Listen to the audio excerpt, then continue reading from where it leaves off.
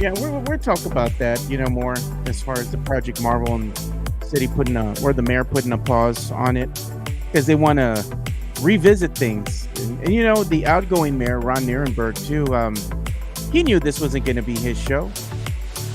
He was just like, okay, yeah, let's just agree to things, yes, yes, yes. But at the end of the day, he knew there was a new changing of the guard coming in. That is true, but it's interesting because it's like, what is the water temperature for this project in San Antonio? That's what I want to know because, I come at it from a Spurs fan perspective. I think what happens is that Spurs fan wants the new arena built. They want Project Marvel. They want it. But the people that live here every day, the lifers, San Antonio lifers and whatnot, have various input when it comes to this because they want to know how much is it going to cost, where's the money coming from, who's funding this. The Spurs have come out publicly and they did the right thing for them for public appearance and saying we're willing to donate $1 billion, and they went to the media right away. That's the problem for the city of San Antonio. That's the problem for the mayor, Gina Ortiz Jones. It's a problem for her because we already know the defined dollar amount that's there. Yeah. And when the Spurs come back and say that we're going to cover any overcosts, the city of San Antonio has no argument. That is the problem. And if they're going to go out there and say that, that they need a study, this, that, and the other, they want to know the cost of this out and all that stuff. They already know the cost. The Spurs already told them what the cost is. They said, we need this amount of money. Yeah. So they're lying to us, Joe. Yep. Here we go. Where the dreams don't fade from the river walk nights to the Alamo shade. We rise together through the highs and the lows. Area 210. Oh, it's the life that we chose. That's right. What's going on, San Antonio? What's going on, South Texas? This is the Area 210 podcast. My name is Mike Jimenez. That is Joe Garcia. We go for about an hour and a half talking sports, pop culture, and nostalgia. We're also going to have a chicken on a stick plate, some sort of fundraiser, GoFundMe for this Project Marvel, apparently, because San Antonio's new mayor, Gina Jones Ortiz, or is her name Gina Ortiz Jones, rather, has put the brakes on this a little bit. Say, pump the brakes. We want to have more input about this. We want to know more about what's going on. We can't just green light everything for the San Antonio Spurs. And is this a deal or not a deal or not? Because we've heard especially city council members from Council District 2, East Side, coming out and saying that they're against Project Marvel because they wanted that money going to the East Side instead. So I find this to be all just nonsense and BS when it comes to it, but we'll be talking about that. ESPN ranked all 136 members of the college football playoff season, UTSA included. Where does UTSA rank in their tiers, right? So like number one tier is these are the teams that are going to be going for the national championship. What's tier 2, tier 3? Where does UTSA come into all this? I'm wearing my Roadrunner shirt today. But Joe, we're going to talk sports, pop culture, nostalgia. There's been an arrest. The person who threw one of the sex toys at the WNBA games has been arrested. We'll get into that. And I sent Joe something I thought that was kind of funny. We'll break that down as well. But the topic of discussion today is about Project Marvel. Project Marvel is what the Spurs plan to revitalize the city of San Antonio and the downtown area to bring together the convention center, the new Spurs arena, the Alamo Dome, a land bridge, a park, and possibly extend out the Riverwalk and basically change the face of San Antonio forever. City of San Antonio knows how much money is wanted. The Spurs have said we need $500 million for this. Yeah. And that would go in the form of a hotel motel tax, a tourism tax, if you will. So most of it not paid by anybody in San Antonio, right? The Spurs have pledged $1.06 billion towards this project. $1.06 billion. That is in renovations to the new stadium, the old stadium being the Alamo Dome. They've pledged money towards their own stadium and the revitalization of the area, plus have pledged certain prices and price tickets and lower tickets for certain areas of town, right? Or certain number per game, right? So that people can afford to go to the games. They've also pledged to cover the cost of any overage, right? So if they say it's going to cost this much money, but it goes up to this much, Spurs are on the hook for the rest of it, right? Gina Ortiz Jones, the new mayor of San Antonio, came out last night and said that they want to pump the brakes on this, that more research needs to be done, more due diligence needs to be done for it all. And I question whether or not that due diligence is what's needed to be done, or are they trying to stall?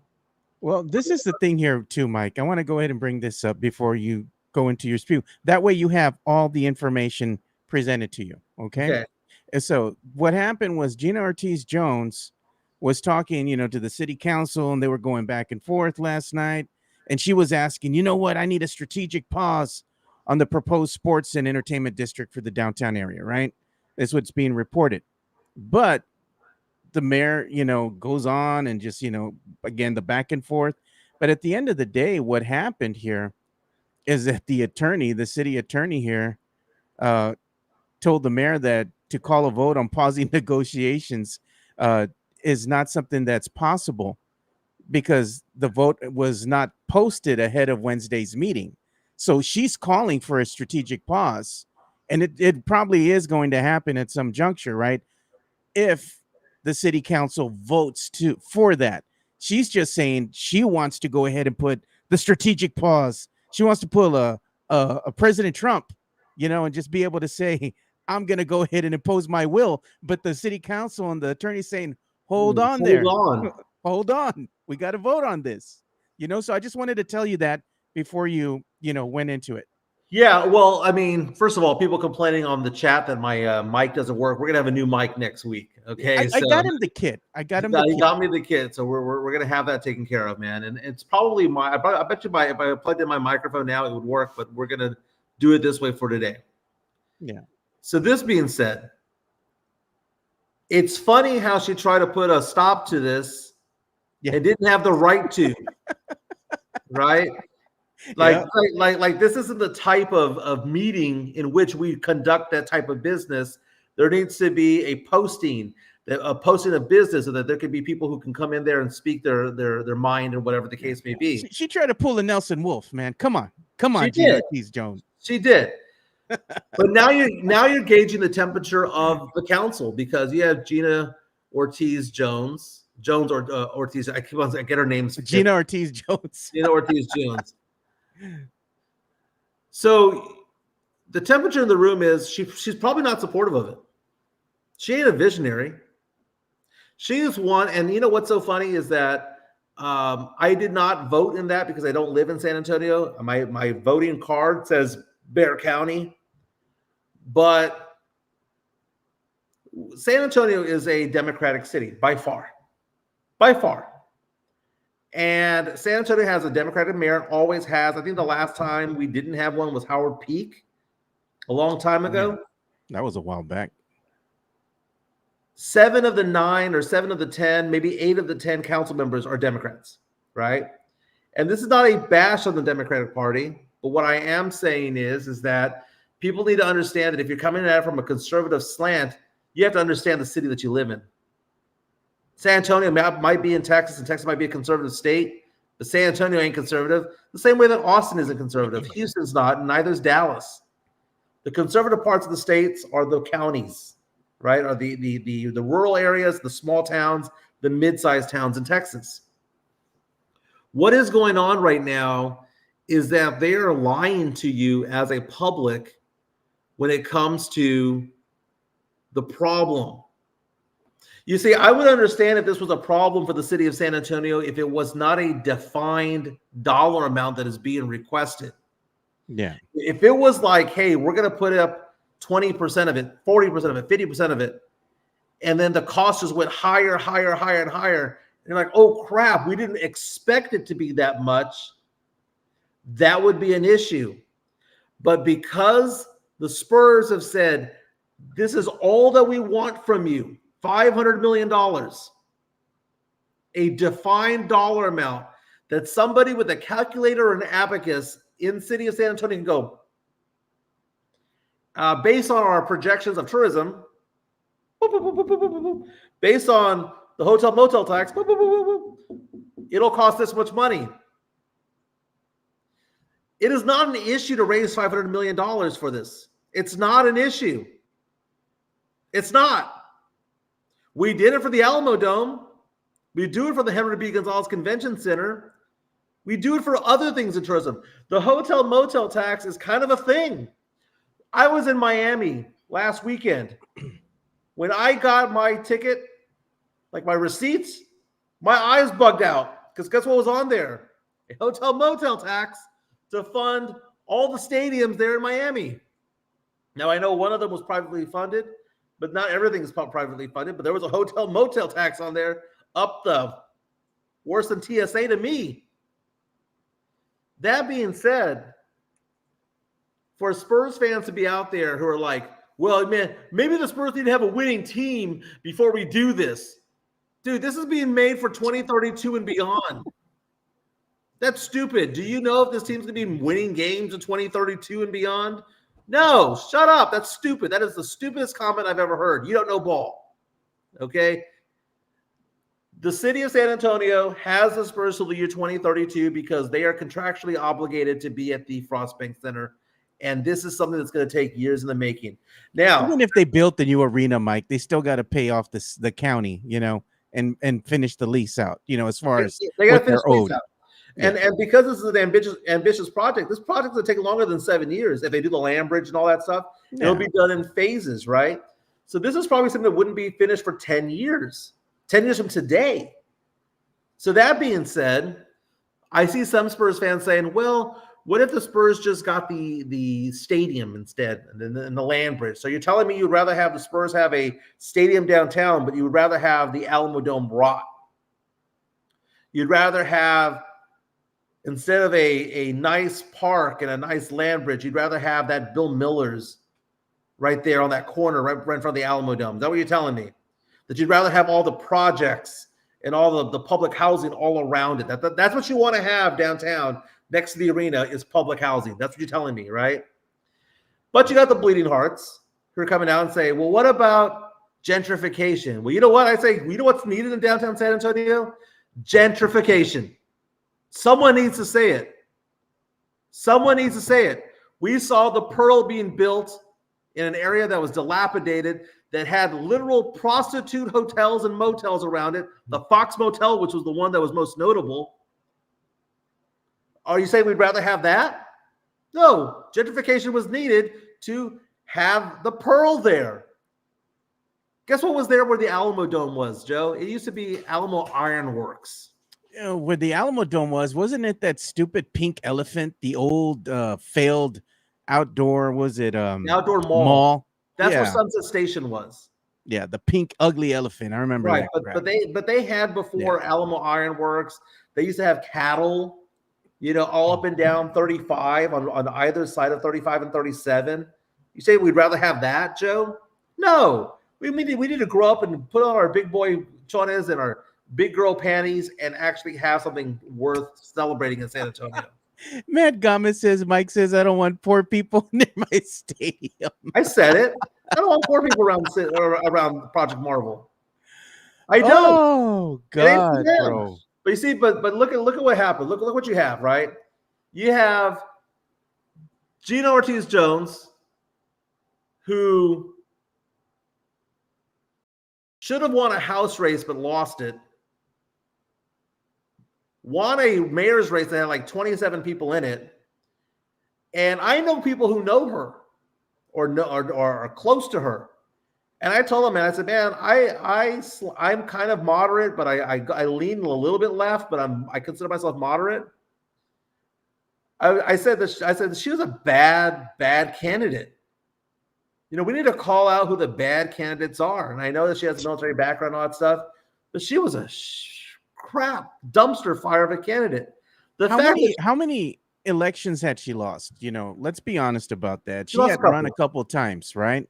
And she would always lose in close in a close heated race. You know, she would always lose, always lose, always lose. She was in the running for mayor. I didn't believe that she was going to win it, you know, only because of the track record. But lo and Oh, behold, she won. So here we are. I was of the opposite. She was the most well-known Democrat that was running for office. She doesn't even live here, bro. She lives over in Washington or something like that. Well, I mean, she was part of This is kind of like a Michael Jimenez, you know. She's from here, but she gone. Well, you have to live in San Antonio to be the mayor, but she had a federal position in Washington, D.C. The point I'm trying to make, though, is that this is sour grapes from the poor sides of town. The District 2, District 5, right? We had a big old debate because Michael Carlos of the San Antonio Current had this whole thing on Twitter where they thought that it was like my burner account. I don't know if you saw his post, but there was a lot of comments on it about the city of San Antonio, and I was talking about a brain drain and all that stuff about how the best and the brightest of San Antonio don't stay in San Antonio, right? I'm not saying they're the hardest working. I'm talking about the highest intellectuals don't stay in San Antonio. They go to school in Austin, Dallas, or Houston, and they stay in Austin, Dallas, and Houston. They don't. So you're saying the brightest people, the people that are smart, the smartest people that make the money, don't stay in San Antonio. They don't. They don't. They go to Austin. They go to Houston, and you know most San Antonio. And I'm looking at Michael Carlos on San Antonio Current, right? He posted on Twitter, quote, corporations don't want to relocate to San Antonio, not because there's not a downtown basketball arena. It's because a quarter of the population is illiterate and less than 1/3 hold a bachelor's degree. They relocate for talent, not just amenities. Investments in education should be getting the same attention as Project Marvel. That's what leads to real economic development. Okay. Marco Carlos has written articles about our podcast before. Twice were funny. One taken out of context, right? Where you called the city poor? No, that one was correct, right? The one there was one that was more of a shtick than anything else. But long story short, San Antonio is a poor, uneducated city. It is. And you know what? People don't want to hear it. Those who are not poor, those who are not illiterate don't want to hear it. But Joe, let me ask you this question, Joe. Rich or poor, east side? Oh no, that's poor, bro. We all know this. Rich or poor, west side? It depends. No. We talking northwest? No. Or we talking southwest? I'm talking about south of 410. You're talking puro west side, post. You know, that's going to be the older part of San Antonio. Okay. South side. I know there's pockets of south side that are getting better. It's right? On the come up, yeah. On the come up, right? But for the most part, 3 out of the 4 sides of San Antonio are poor, right? Which means 3 out of 4 sides of San Antonio are what? Less educated. I'm not saying they're not hard workers. There's plenty of hard workers on the south side, east side, and west side, and a lot of them do good work out there. A lot of them are blue collar, a lot of them are gray collar, and they do a fantastic job. I'm not talking about work ethic. So where do the educated people live, Mike? Educated people in San Antonio typically live north of 410. They typically live north of 1604, west of 1604. They don't live in Marbach? Well, it depends on what side of Marbach. The nice side or the bad side? If Past Marbach Manor? If you're going out towards 1604, you have educated people out there. But the point I'm trying to make is, what would you label me then, Mike? Because I'm in between. But Joe, look at like San Antonio, like driving through other states. I was talking to Chica's mom the other day, and we drove all up and down Florida, and then we were driving through San Antonio, through Houston and Conroe. And she said, Michael, she goes, it's so different how in every state that you go to, you can tell how different each state is just based on how the roads are. And she was talking about how like it's beautiful in Florida. You drive up and down Florida, you see all these palm trees and all that stuff. It's beautiful. What they try to point out is the beauty of the land there and the water. You drive to San Antonio, you drive by down the freeway of any freeway in San Antonio, all you see is restaurants. I mean, That's not normal, Joe. When I drive through LA, when I drive through Denver, when I drive through Tampa, when I drive through Nashville, you don't see restaurants as prominently displayed as they are in San Antonio. But you drive to different parts of side in San Antonio, and it's different, man. The experience of driving through Stone Oak is different than driving through Selma and Schertz, which is different than going through Commerce and Military, which is different than going through Marbach, which is different than going to Southwest Military and Division Road and all that stuff. It's all different, Joe. But the poor sides of town look at Project Marvel and they go, "What about us?" And I get it. What that song from, was it Three Doors Down? Why can't that be me? Why can't that be me? And you know, it's so sad because either the dog wags the tail or the tail wags the dog. And the tail in the situation is the East Side. The East Side's pissed because they had visions of grandeur. They had visions of all this development being done on the East Side. And is it politically incorrect to say business didn't want to go to the East Side? They're dipping their toes on the East Side, you know, by the Pearl. You know, they're dipping their toes by Sunset Station. There's a little bit of gravitation a mile outside of 37. But dude, Walters, MLK, Commerce going all the way down there. What's the AT&T Center on? The Frost Bank Center on? Go Houston Street. Yeah. I mean, Houston Street. That's what it says on the GPS. There's no desire for business to go there. Why? Because it's not shit safe. Around there. It's not safe. There's no infrastructure. And the people who live there will not be able to afford to go to where it is there. So you would have to force shoppers and consumers to go there. I told this to our good friend Jeff Garcia from Locked On Spurs and Ken's 5, and this was just a private conversation, but I'll bring it up. Oh my God! What about bro code, bro? Come on. No, there was no bro code. It was just a conversation we were having about economics. It was nothing sports related or whatnot. But I was talking to him about Project Marvel a little bit, and I said, hey, remember that whole controversy about there were no bookstores on the South Side for years? And why was that, Joe? Was it because these corporations, these Barnes and Noble of the world, were racist?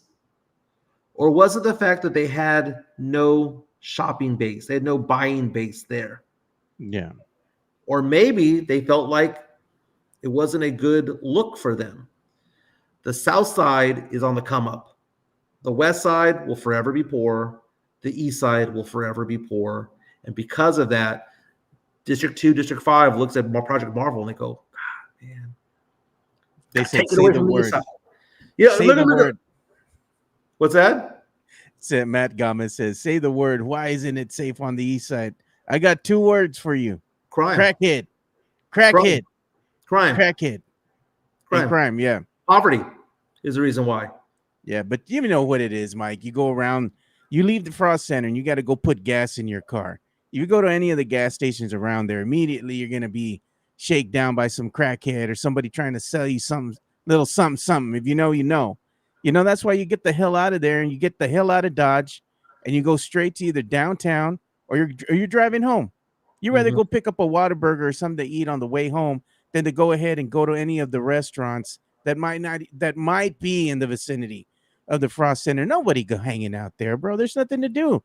After the game's over, you get the heck out of Dodge. And we do got a incoming super chat we got to address from Sam Salinas. Money talk. Here comes the money. Sam Salinas, here you go, Mike. Go ahead. Says, say it, guys. It says, yes, say it, guys. Why are you afraid to say it? San Antonio has a failed politician as mayor. That is true. I mean, that is true. There have been failed politicians that have become relevant over the years.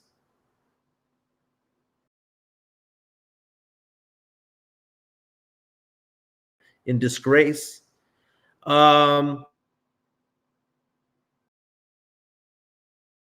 There who said all of that money. Notice how we said it. That he was upset because not because of the dollar amount. He was upset. Why? Because that was not being built on the east side. Because if the Spurs had said they were going to rebuild that stadium and they were going to implode the Freeman Coliseum and build it right there, what would his reaction have been? You got my vote, baby. Who cares about the cost? You got my vote, baby. If this was built on the west side, if they were going to implode Nelson Wolf Stadium, and then they're going to say, we're going to build it right there, guess what District 5 would be like? You can build it, baby. How much you need? How much you need? Because it wasn't built in their district. Yeah. That's another place where they're gonna bitch, moan, and complain about the cost. Yeah, that's another place where there's not much around there. And I know because the mother-in-law's house is just a stone's throw away from Nelson Wolf Stadium where the Missions play and all that. Old Highway 90. I mean, there's restaurants, there's little hole in the walls, little mom and pop places up and down there. You can go off, further down by 90, if you're going to go towards 410, Military Drive and all that. I mean, there's places to eat and all that over there, but I mean, it's not like really nice. It's all right, It's all right. I mean, this is all just grandstanding, man. And here's the thing about those politicians, though. City council is only in office for two years. So if there's a groundswell of like anger towards them, it'll build up. And Ortiz Jones is only mayor for 2 years. Yeah, I don't think she really is. She's not connected with the pulse of what the city really is. I'm the pulse of the city, okay? From 201 miles away, I am the pulse of the city. Oh, did you know, Joe, that a former mayor of San Antonio, tall tale time, set the alarm. Oh.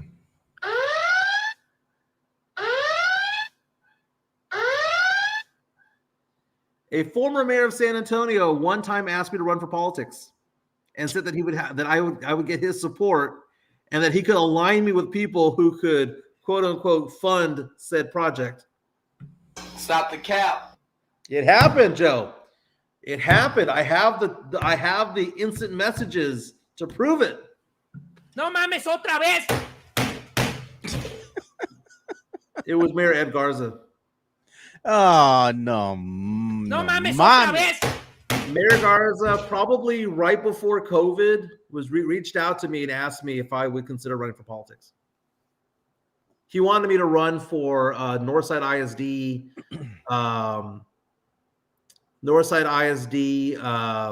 trustee, and then he goes from there. You would run off and go and do Bexar County, well, not the county seat, but what are the Bexar County Commissioner's Court type of things. Oh, Jonathan C. That's the gayest alarm ever, Joe. Okay. You want the lamest one is the one that's in England, like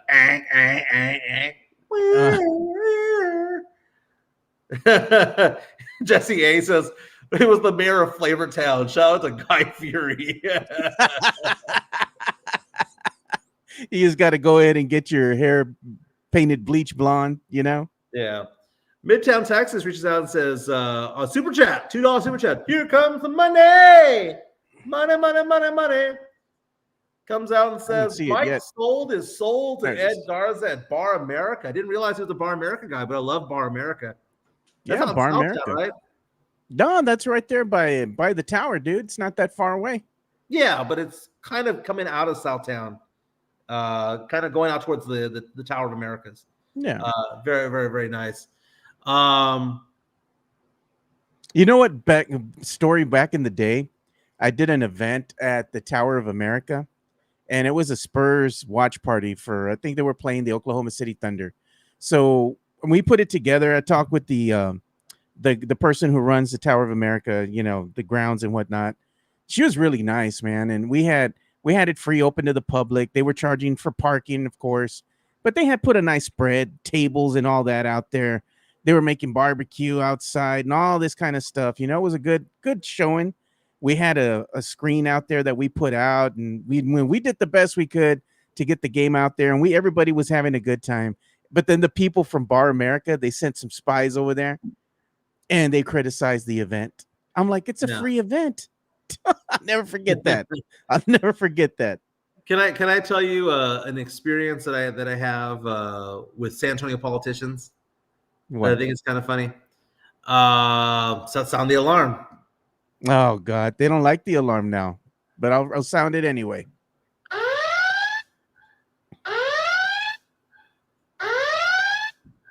So many years ago, when they were first getting into politics and before Julian Castro became mayor, I got to know the Castro brothers.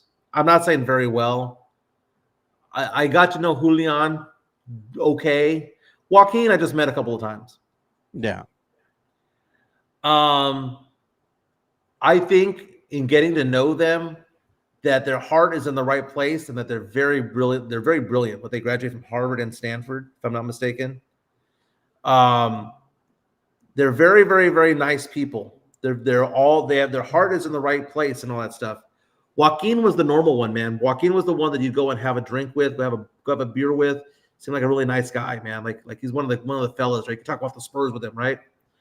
Julian, man, was the nicest man, one of the nicest men I've ever met. But we were at a city event. It was like a Chamber of Commerce event. It was a really nice restaurant. I think we were at Bohannon's downtown, right across from the Majestic Theater. And I said, "Hey, Julian, nice to see you again." Blah blah blah. I was like, "Let me get you a drink." And I'm ordering him a drink, and then he looks at me and he goes, "Nah, man, I can't." I was like, "Why?" And he goes, I just can't be seen with a drink." It's like, you can't be seen with a drink? That's stupid. Because don't you want to be, I didn't say come get drunk with me. I'm like, do you want a rum and Coke? Do you want a Jack and Coke? Do you want a beer? And I felt that was kind of weird how they kind of wanted to paint themselves as being perfect, right? They wanted to be so straight and narrow, being perfect, never in a bad situation. And look what it takes to become president of the United States now. Somebody who's the exact opposite. I find that to be very, very funny. But and Sam Celine says that then Julian bitch that mic. I like that. Very, very nice. Maybe they just didn't want to have any pictures of, anybody putting stuff in the media, saying anything. What was weird about it was that he said yes and then said no. He thought about it. Yeah. So anyway, found that to be interesting. But again, Project Marvel, the train's still going. They're trying to derail it a little bit. East side trying to derail it. West side trying to derail it. Do you know what I think benefits from this, Joe? Oh, the one on the come up. The South side might benefit from Project Marvel. Maybe, but the thing at the end of the day, Gina Ortiz-Jones is wanting more information because she feels that the Spurs have not been upfront with everybody because they had a study that was done, right? But the Gina Ortiz-Jones argument is she wants to do her own independent study. When they do these types of surveys and whatnot about the economic impact that it's going to have, how is it going to affect the city as a whole, positives, negatives, and all these things, they pump a lot of money into these types of surveys, these studies and whatnot. And it takes a while for them to collect the data. So you're going to go ahead and you want to put a pause on Project Marvel because you want to collect your own private data. Well, shouldn't you all have done this once you knew that you wanted to go ahead and move forward with Project Marvel? Why is everything wanting to be put on a pause now and delay a project from possibly not being able to be on the docket when it comes to voting over here in the fall? Well, that's what the objective is. What seems to be the problem? Okay. What do we object to? Let's do. This is the line of arguments that I would have as a reporter if I was to interview the mayor. Yeah, I'd say there's about 6 or 7 components to it. Let's go a thumbs up, thumbs down, whether you like it or not. Improvements to the Alamo Dome. Do you believe the Alamo Dome, which was first opened in 1993, which has hosted multiple Final Fours, which has hosted multiple Alamo Bowls and high school football championships and concerts and things like that. Do you think that there needs to be money allocated towards an improvement of that facility to keep it and maintain it? Yes or no? Simple question, right? Yeah. Second question. Do you believe that San Antonio, which is a tourism city and is also a convention city, would benefit from having an expansion and improvement of the Henry B. Gonzalez Convention Center? Do you believe San Antonio, which is a tourism city, and one of its biggest assets is not only the Alamo, but also the Riverwalk, would benefit from an expansion of the Riverwalk and improvements to it? Do you believe the city of San Antonio is better off having public housing taken away from the downtown area where the tourists go? Up or down? Do you believe it's better for the city of San Antonio to have the Spurs in the city? Do you believe that the city of San Antonio should have a game of chicken against the Spurs?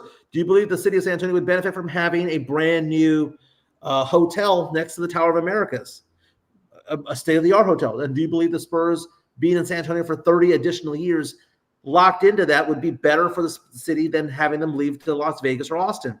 And finally, do you believe that having a land bridge to connect it all together would be beneficial, or do you believe that just having parking lots and that Denny's next to the River Center Mall is better? You know, they charge you for parking which there of these now. separate things are you opposed to?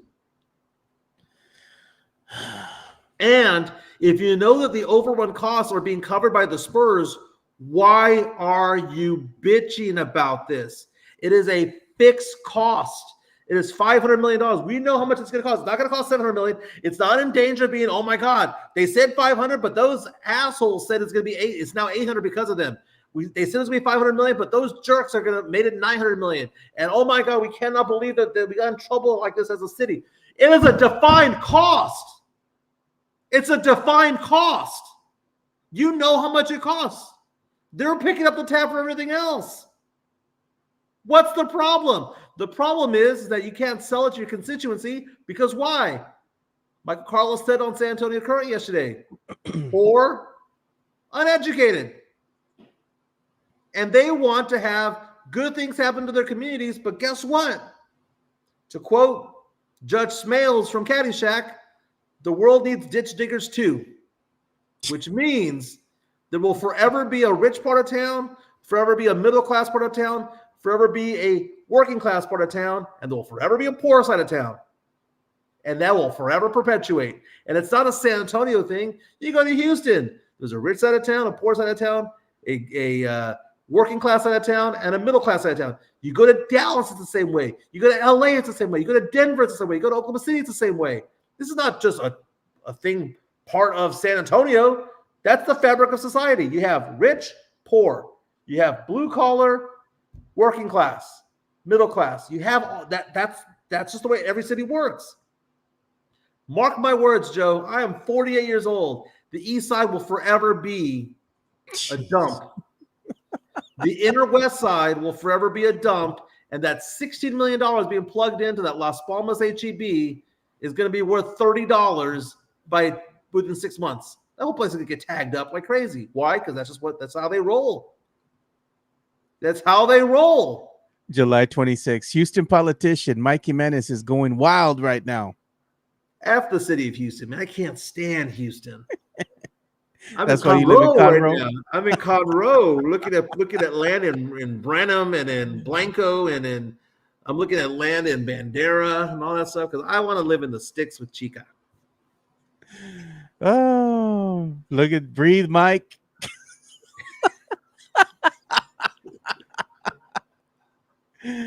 Oh my God. Our chat is the Pearl used to be a dump. That is true, Renji. No lies detected. Mike woke up on the right side of bed today. I see what you said, what you did there. By the way, when it comes to politics, the far right's crazy. I'm not part of that cult. Oh God. But whatever they decide to do, I made it bad. I tell this to people politically.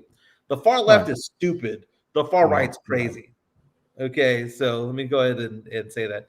Black Buck can say that my face is super red. This is called a tan, baby. I was in Miami. No, when you start going on your rant, you get red in the face. You get all crazy. Someone Jonathan C, you take that back. Somebody get Mike a MAGA hat quick. No, man. No, man. You're gonna run as an independent? Nah, man, No. independents don't win anything, man. You either have to run as a conservative Democrat or a liberal Republican to get anything done. Oh, look at Bernie Sanders. He ran as an independent. Yeah, but Vermont is a state of like 15 people, so it's easier to do it in a small state. I always had dreams of being in politics because I think that both sides are stupid. I think both sides are stupid. Look how much of it of how stupid what's going on in the Texas House right now.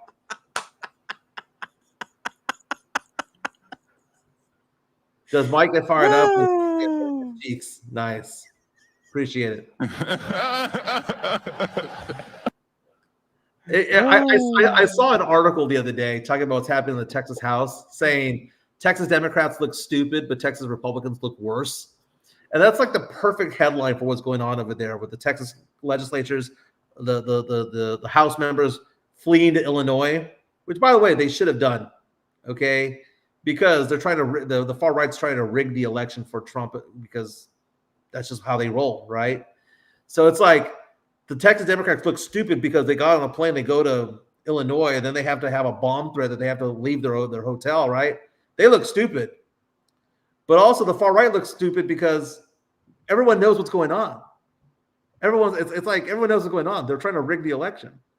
And it's like, you can't be like, oh, look at them. They need to come back and do their job. No, that's not how that works. It's going to take 20 years to unravel the divisiveness that the Trump administration has done, dude. And what we have come to find out is that there are a lot of people who believe in his politics, and they're of all colors and all backgrounds and whatnot. And it's so strange how, I'll give you an example here, Joe. All I want, whether I vote for somebody who's Democrat or Republican, is for them to have compassion and empathy, right? Yeah. So when I come at it from the angle of these will forever be poor, I'm not being a dick. I'm just giving you facts. When I say the inner West Side will forever be poor, I'm just giving you facts. There's not the talent there or the property value there to make it worth anything being built there. It doesn't work, right? But I don't want bad things to happen to people. Okay, when I say I want gentrification, I'm not saying throw them out on the streets. What I'm saying is build public housing elsewhere, right? Just out of my sight. You, Mike, don't want to see it. Well, no, Joe. Oh. If you have public housing, Joe, they're not paying for it. So what right do they have to that actual address? It's another thing if someone so you have some people like on the other side of the tracks, literally by the Alamo Dome, right? They revitalized a lot of those houses right there, right outside the Alamo Dome. It's kind of like where they do like the marathons you run through there. It's kind of like when you go to the UTSA games. It's one of the gates, one of the entrances to the place. Yeah. I feel compassion for them because they own that property. They own that house. They may have lived there for 10, 20, 30 years. They own that land. What about Habitat for Humanity, dude? They do the same thing. And I volunteered 2 of the houses there at Habitat for Humanity years ago, like 25 years ago. I did the Habitat for Humanity over there. But they own that property. They physically, tangibly own that property. So they have to if they're going to be eminent domain, which I don't think they are, but let's say that they would be, they'd be compensated as such. But Section 8 housing, Joe, they don't pay for it. And if they do, they pay pennies on the dollar for it. So for me to say, hey, you got to come, we're going to move you over here. I'm sorry, but they don't pay the taxes for that land. So therefore, what's the issue? That's not me being a dick. It's just me being pragmatic about it. Maybe I'm a dick. I don't know. I'm not far left and I ain't far right.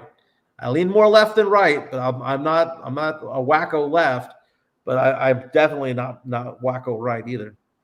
Joe, let's give some love to PF Chang's Lock and Terra. They let's give them some love. Is it Wednesday? No, that was yesterday. No, that was yesterday. Today's Thursday, happy brother. hour 3 to 6. Happy hour 3 to 6 p.m.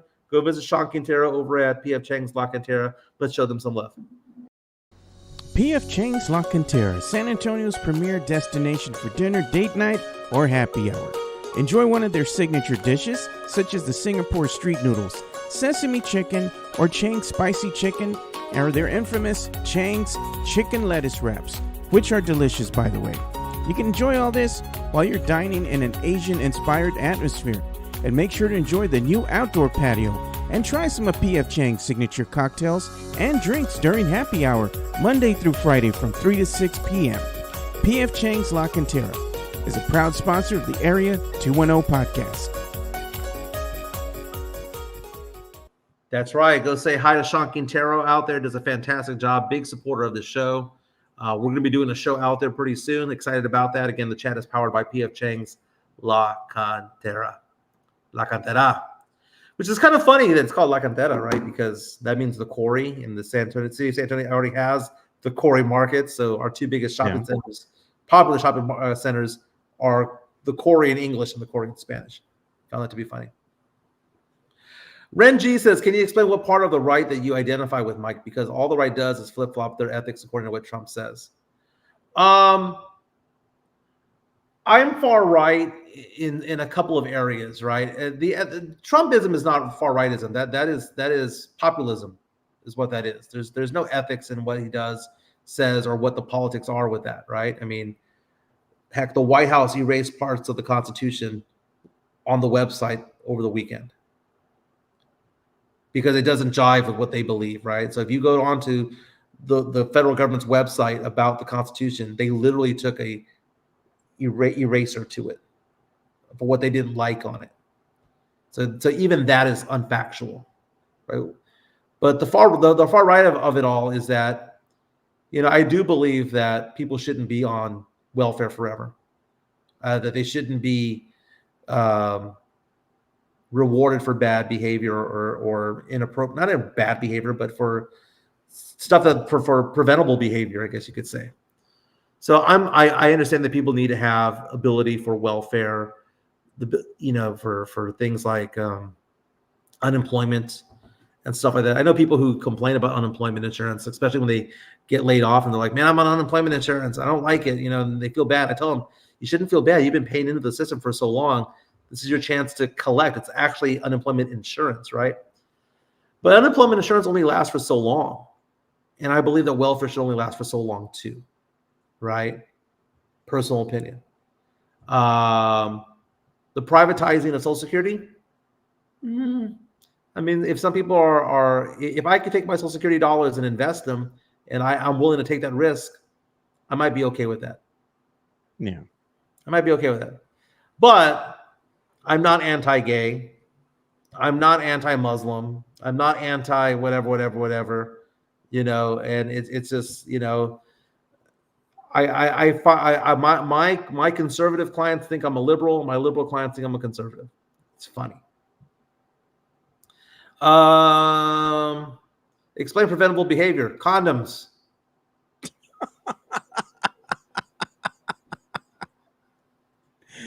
Oh, we also got to give some love to the merch store, man. If y'all want to go ahead and buy some of the merch that some of our listeners have been rocking here as of late, the Alamo City Podcast Network t-shirt that looks really good. The alien looks good, not only on the black shirt, but a lot of people have started liking the white shirt, especially Chica. She said she likes the way the colors pop on the white shirt.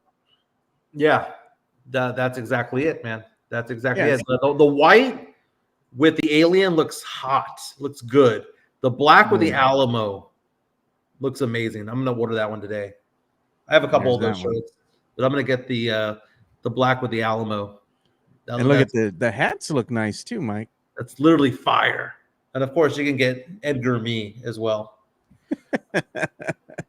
And there's I'm still thinking about that Edgar guy from yesterday, man. The one that you were showing, the guy that was just bumping up and down. Oh, the final boss. The final boss. That's the metal Edgar. Hey, real fast before we go into more sports, can I show you something that I sent to the Area 210 podcast. Again, if you want to share information with us, by the way, if you want to share links with us, you can. Yeah. Joe, I sent you a link, Joe, and this is one that I think you're going to have fun with, Joe.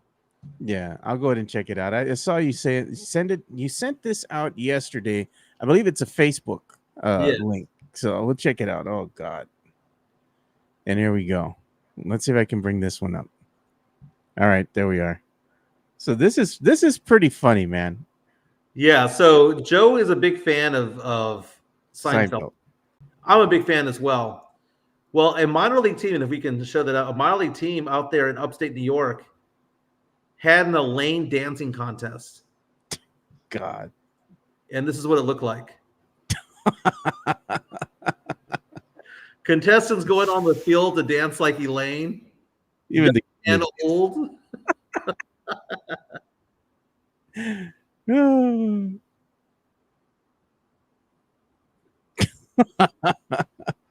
You know who would appreciate this? Fernandez, dude. He would, dude. This happened in Brooklyn. The Brooklyn Cyclones, a minor league baseball team in New York. And they have this every year, by the way. And that's the real one right there. That's the real Elaine Pennis. Played by Julia Louis-Dreyfus. There's the winner.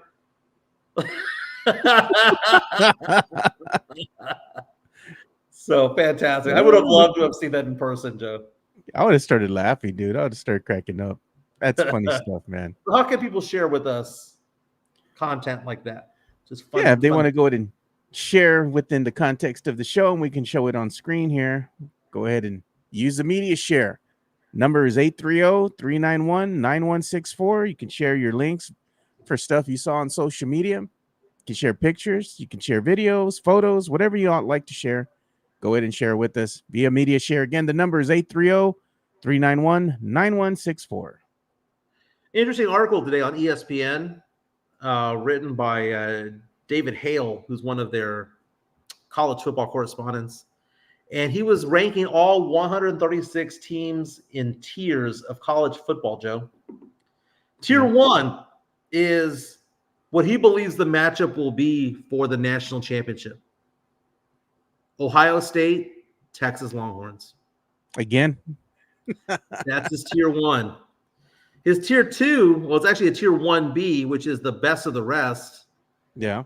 Georgia, Oregon, and Penn State. Tier 3 is teams that should make the playoffs because, again, the playoffs have expanded. There's more teams that make the playoffs. He says Bama, Clemson, Miami, Michigan, Notre Dame, and LSU. Okay. So far, so good, right? Yeah. Tier 3 is SEC teams that are going to lose games because somebody's got to lose them. A&M, Tennessee, South Carolina, Ole Miss, Oklahoma, Florida.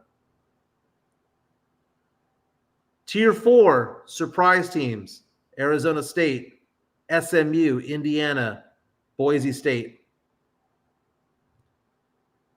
The teams that can get hot at any moment, Texas Tech, Utah, Louisville, Illinois. And here's where we see UTSA. UTSA is in a tier that involves those who can make the playoff by being the best of the non-Power 5 conferences, along with teams like Tulane, Toledo, UNLV, James Madison, Memphis, Liberty. You know, Jeff Garcia's hard at work already. Why is that? He's got the video up of you saying you're the pulse of the city.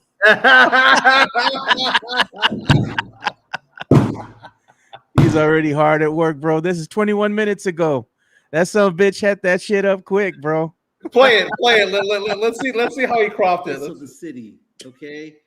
From 201 miles away, I am the pulse of the city. 201 miles away. I am the pulse of the city. Just quick with it. And Elias is all, pull the cord. Mario's asking, did you get his link from yesterday as well? The dude on the carnival ride? Yeah. Oh, yeah. I'll look at that. I think it was on Insta that he sent it to me. Brutal, Joe. Brutal. I'm looking forward to UTSA football games, man. September, they begin their season against Texas A&M at Kyle Field.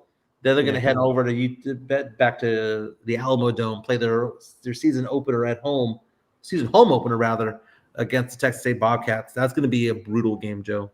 I am not optimistic for UTSA in that game. No. I'll wear my runner's shirt, but I'm not optimistic at all. I think Texas State's going to wipe their ass, dude. Just going to wax them. GJ Kenny and that team, former head coach of UIW, you know, that team just rallies around GJ Kenny so well, man. The purse of the city, Midtown, Texas. And we're going to share this video too, because Mario Cavasso sent this to me yesterday via the media share. And there's some guy out there. You see him? He's struggling, man. He's wearing clothes. Barely. Yeah, barely, man. His pants are just, look at, he's trying to tug at his buddy, dude. That's why you wear belts, bro. Like a tilt-a-whirl. Oh, poor guy, man.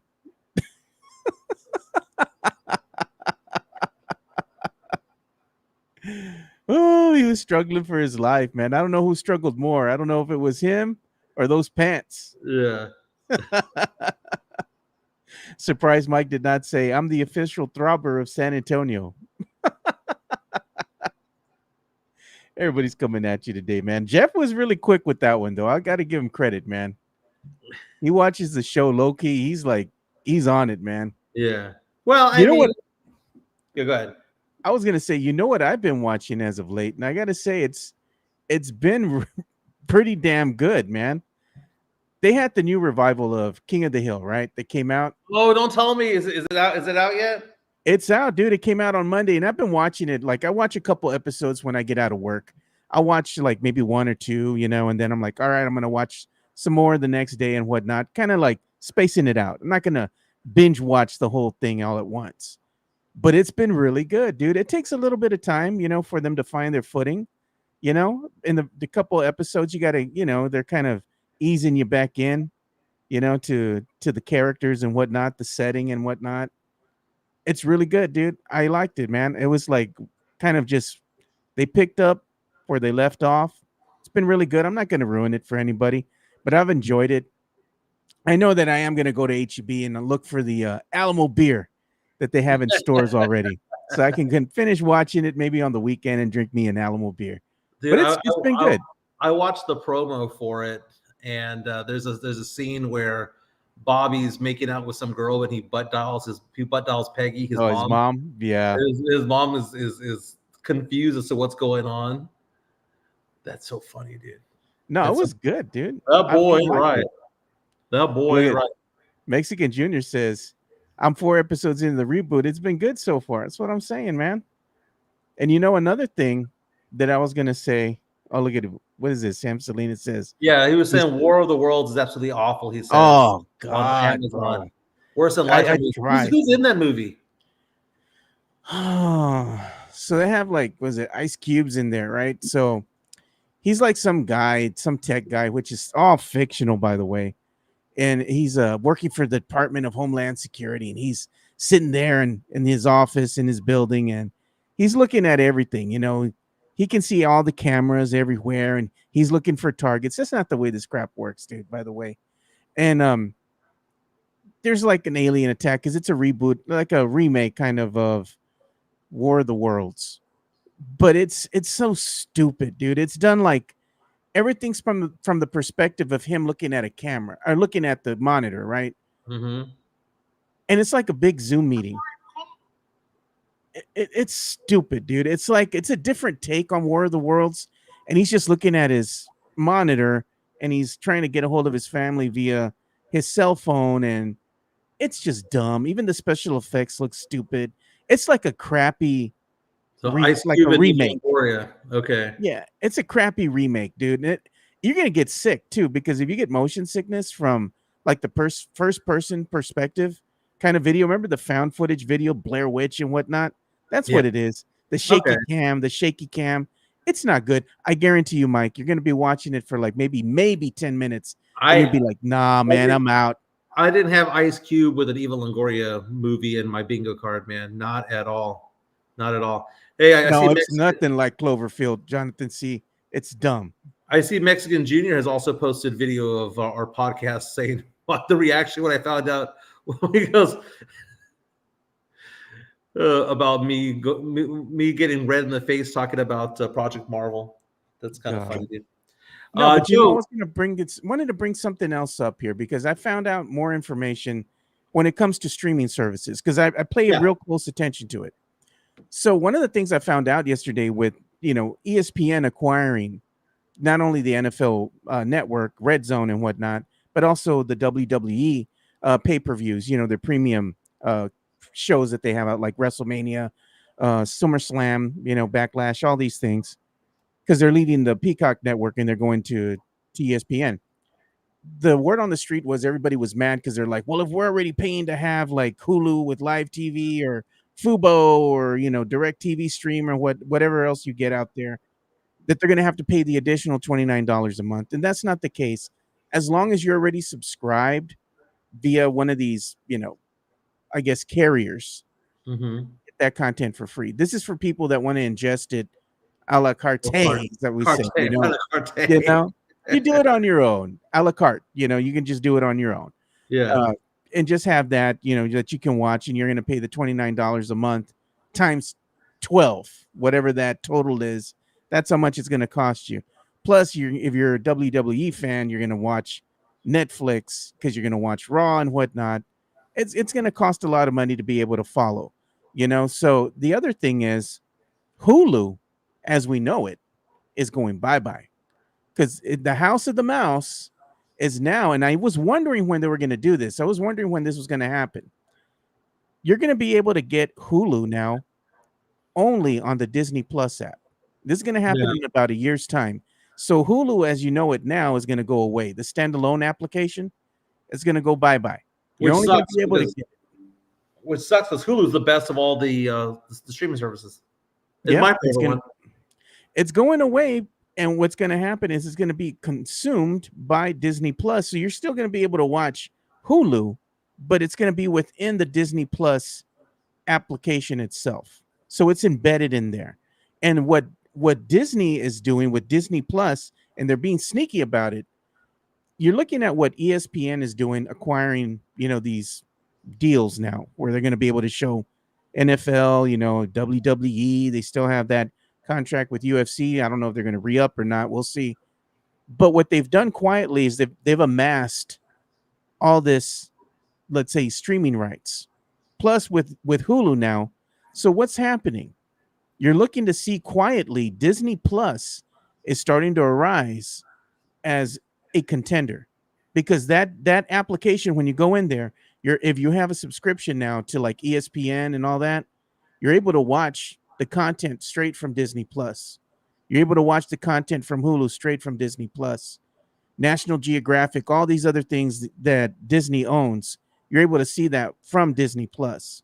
So what's going to happen is Disney Plus is going to be a viable destination for you to consume not only sports and entertainment, but other, offerings as well.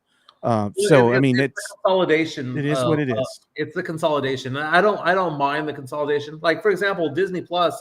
I used to have it back in the day. Got rid of it, and like Disney Plus, I can see for those who are really into Star Wars.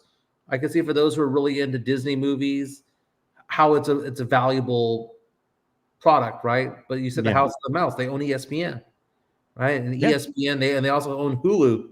So because of they're trying to consolidate the three. That I don't mind as long as I can, as long as the interface can be done to my liking, right? I want the interface to be like, I don't care about Star Wars. I don't care about Moana. I care about sports. So if I can go on there and have the interface be what I want to see, and it's primarily sports related or primarily Hulu related material, I'd be okay with that, Joe. Hey, big props to here. Let me answer this question, Sam Salinas. He says, I'm surprised they haven't said how it works for those who are ESPN Plus subscribers now. And what's going to happen with that? Well, ESPN Plus is going away because it's going to go away at the end of this month. Not the end, but I believe it's August 21st when ESPN is going to go live with their streaming service now. So what they're going to do is that they have different tiers of this ESPN streaming service. So what they're going to do is they're going to automatically, if you're an ESPN Plus subscriber, you're going to be integrated now with the lower tier that they have of the streaming service. And I think it's at $11, if I remember correctly, per month. So if you're a current ESPN subscriber, ESPN Plus subscriber, that's what you're going to be. Your ESPN Plus subscription is going to be, let's say, upgraded to. Mm-hmm. So that's how that's going to work. Interesting. Yeah, all the developments there. But, if there's consolidation between a lot of these streaming services, I'd be okay with it, man, because at one point I had like 7 subscriptions. I had one because I was watching Yellowstone, and I had another one because I was watching this, and I was like, oh, do I really want to watch Ted Lasso? I have to go get, Apple, and I just consolidate them all. Really, just give me 3 options, and I'll buy 2 of them. That's all that I want. Hey, Joe, Joe Gonzalez asked a question right here. He said, what if it's bundled, Joe? Well, if you were paying like, $5, $6 for ESPN Plus, expect to pay $11. Your bundle's going to go up. Yep. Hey, Joe, big props to our good friend Sith. I was listening to his podcast earlier this morning, the one that he had with Matt Lerma. Yeah. They wouldn't do the Matt Lerma voice, but it was a good listen. So follow Sith Elias's podcast. It's called Plead the Sith. You can look it up on YouTube. He also has it on his Twitter account as well. He had Matt Lerma on. They were talking about the Spurs. They were talking about Matt Lerma's weight loss journey, more than 200 pounds lost, which is badass, dude. Badass. Yeah, he's going to have Hollywood on there too. Hollywood Nixon. He's known as an acquired taste on the X. He's been a I'm Spurs the fan acquired for so taste on the long. X. I'm the acquired. I gotta give him a different name, That, man. Mike. I get that, but I'm just saying, So am I one of them? He's one of the most hated people on the X on Spurs Twitter. Well, he's if like, if you were to rank the most hated people on Spurs Twitter, rank the top 3. well, the thing with people like Hollywood Nixon, even Quan, right? A lot of people don't agree with what they have to say, but if you listen to some of the things that they say, they're kind of forward thinking, and they're calling out the team because they want them to get better at the end of the day. I mean, like, you even listen to Quan, like Quan doesn't have bad takes. Like, I respect the fact that no matter what people think of them, but not only Quan, but also Hollywood Nixon, is that they double down on their takes. It's like, be damned what everybody thinks of me. This is what I'm going to say, and I'm going to say it with my chest out. And I respect that. In fact, like I was telling you, it's been a little bit of time here. We got to get Quan back on the show. I liked having him back on. It was fun having him on. We need to invite him back. Jonathan C. on our chat, powered by PF Chang's Block and Terra, coming out and saying, I'm starting to think the Area 210 fan base are all obese.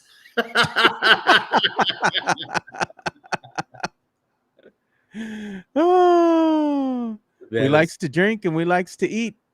Mm-hmm. Oh, dude, the puffiness has gone away from Miami, dude. There you go. The puffiness. You ever go on vacation and you like gain 10 pounds right away because you over-carbed, you drank too much alcohol, and you puff out? Man, I stepped on the scale when I got home and I was pissed.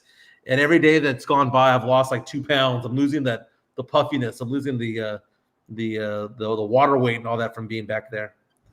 Very nice. Very nice. God. One thing that I was going to tell you about too that we have coming up here, and it's been all the talk, and I saw Jeff Garcia. He had posted some stuff about this as well. They're talking now. Spurs fans are starting to talk more and more about the retro jerseys again, Mike. And they keep showing them, and they're saying that every team now is bringing back some of the retro jerseys that they had. The new offerings from, I believe it was like 2021. So they're going to have a lot of homage to the old school look, in the upcoming season for the NBA. So look for the return of Fiesta nights, the return of the Fiesta colored court and all that fans love so much. It's going to be an interesting season, man, because if you bring back these jerseys, and the Spurs are doing a lot better. There's going to be a different vibe in the air, Mike, when it comes to Fiesta.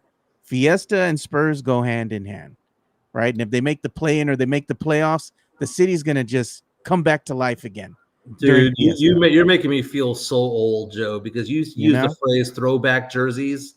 Yeah, And I'm thinking of what George Gervin was wearing. I'm thinking of Artist the Gilmore, traditional. Johnny Moore. I'm thinking of the original silver and black. If we're calling these throwbacks, Joe, then I'm officially old, man. Yeah, we're old. I don't mind those jerseys. They look all right. I mean, it has the Fiesta vibe to it. I get it.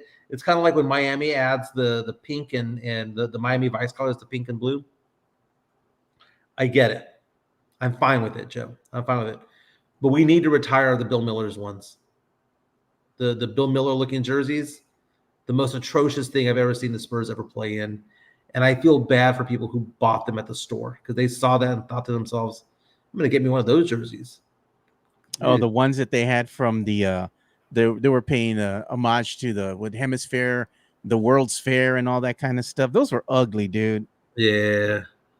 They were really ugly. They could have done something better than that. They needed to go ahead and bring back some like fan inspired offerings, something that's not official, for the team to wear, but something that would be fun for the fan to wear just around the arena.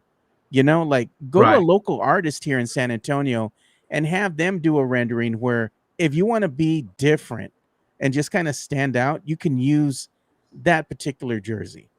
I wouldn't mind rocking something like that because I've seen they had in years past, they had a baseball inspired jersey, the baseball kind of look. Yeah. And that was pretty cool. It's like they should do something different for the fan base. Hey, Joe, was looking at a video. I retweeted this a while back, yesterday, I believe. I'm saying that I'm itching for a quarterback controversy in Dallas. Oh, did you see the video? Yeah, I'll go ahead and get that video. I did see it. That was funny. The Cowboys have themselves a new backup quarterback, right? Joe Milton III. There it is. And there's video of him from Fox 4 in Dallas just chunking it downfield. Boom. For un touchdown for los Cowboys. Joe, everyone's raving about Milton at camp. Hey, not a bad thing, dude. You guys pay a quarterback $60 million. Can you imagine, Joe, if we get a scenario where Milton comes in to be the quarterback because Dak goes and becomes injured and Milton does good? Can you imagine that happens? That would be funny. Did you know what, Milton? If he's that good, it's good for controversy. It's good to have competition and put that fire to Dak. You know? Mario Cavazos reaches out to us and says, nah, man, Milton can only throw the long ball. If he was to throw a pass down the sideline, he hit Pam Oliver in the head. Kind of like Moxon in Varsity Blues did the guy on the horse. Yeah. But at least Moxon did that on purpose, Joe. Somebody's sharing something here in the media share. Let me see what it was.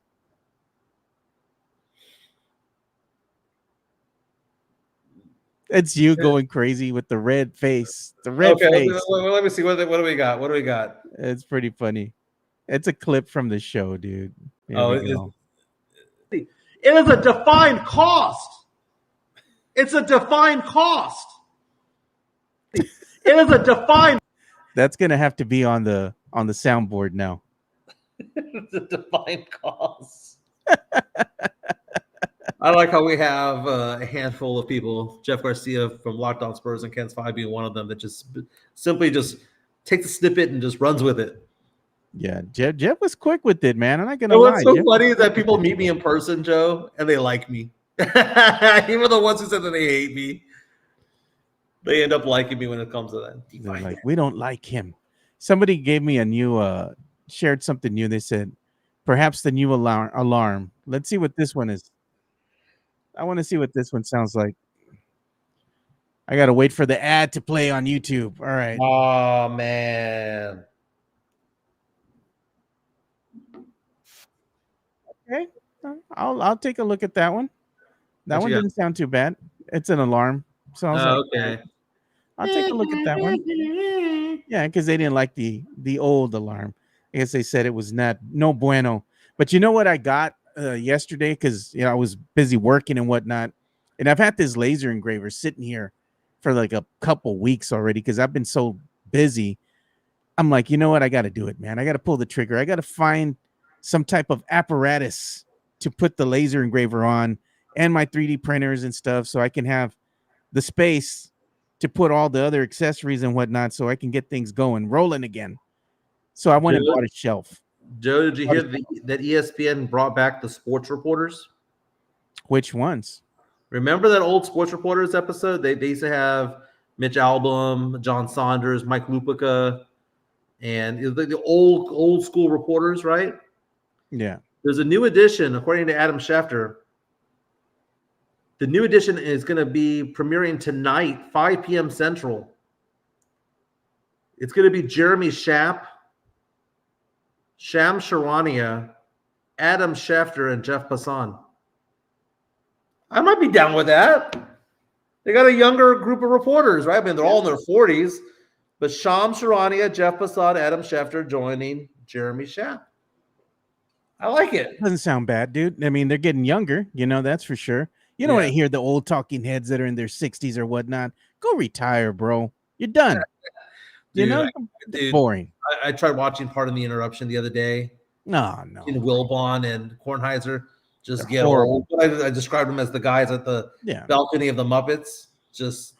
They're awful, dude. Awful. You know who else is awful too? What's that other old boy? Oh, Mad Dog.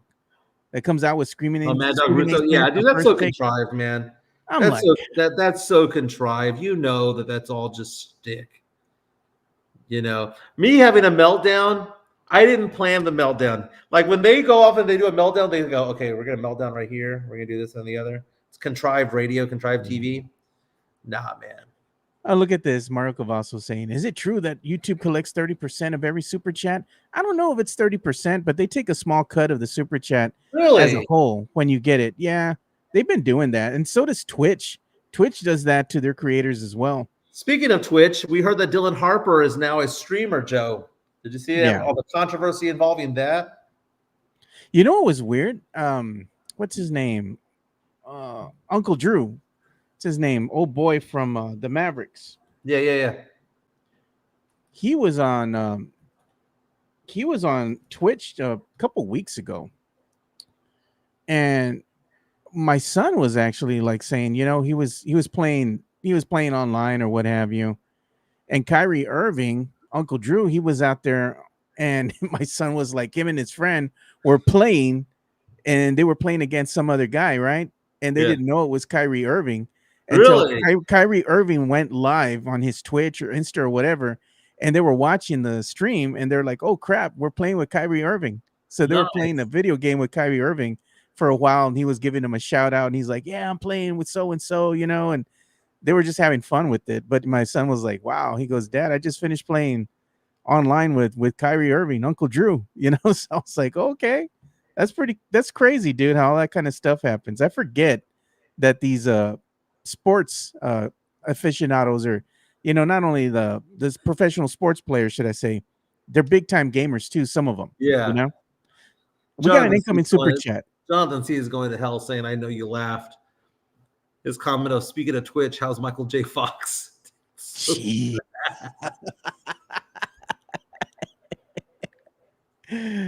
Oh, bro.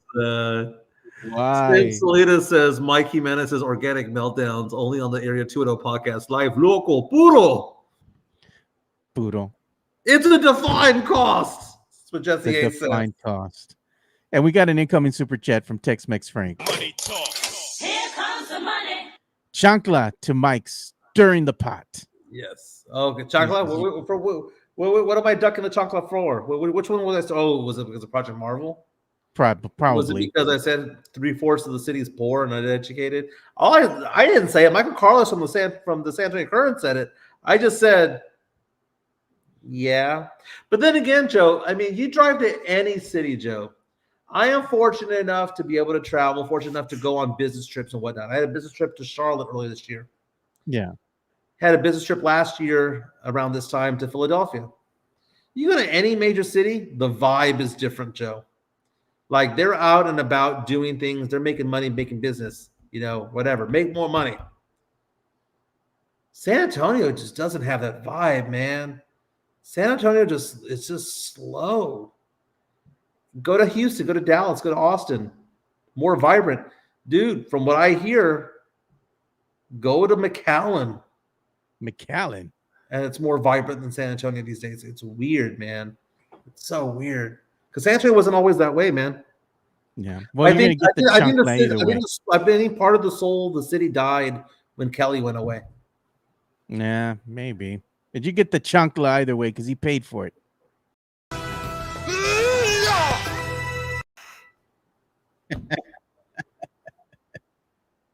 So we got to go this weekend. Oh, nothing, man. In fact, tomorrow, I believe I gotta confirm this, but I believe tomorrow we're gonna go ahead and have Fernandez join us tomorrow. So that's nice. He's gonna be joining us. Oh, look at the pulse of the city has spoken. Like I said, I had ordered the shelf and whatnot so I can get the laser engraver going. So I'm probably gonna wind up putting that together sometime over the weekend, and start making some merch and stuff, hats, things like that. I've been working on a collaboration, a design here that I can present to one Tex-Mex Frank because everybody's saying they want to see a collaboration between me and Tex-Mex Frank. I want to go ahead and give his brand the good representation it deserves, along with the traditional alien that everybody knows Area 210 for. Yeah. So I'm going to put something together and I'm going to present it to him and see if he's. I mean that's amazing. Joe, what you're gonna give to him. So like what in particular you're most proud of, Joe, that you're gonna give to him? That you think to himself, I really want to show him this. Well, what I'm doing is because I got the laser engraver with me already. He's got hats. He's got the hat press, and I got some ideas here. So I think I'm gonna wind up making some type of a cap, that has a Texican, of course, like you can see right here on mine, but also gonna have the alien involved some way, maybe him wearing a cowboy hat or doing something, but it's gonna have the flavor. I even made like a full-bodied alien wearing the mariachi outfit, with the hat and everything in front of the Alamo. So we could do some things, but I want to keep it classy. I want to keep this design very contrastual, meaning I want it to be black and white.